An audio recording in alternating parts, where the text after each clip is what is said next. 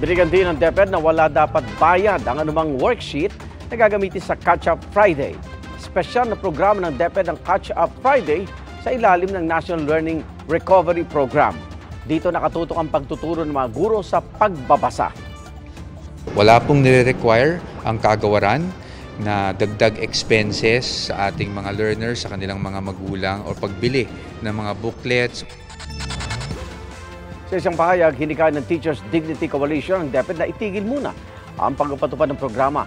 Ay sa grupo, maaaring dahil sa kakulangan ng materials na mula sa DepEd, kaya nagkaroon ng umano'y pagbebenta ng mga workbook.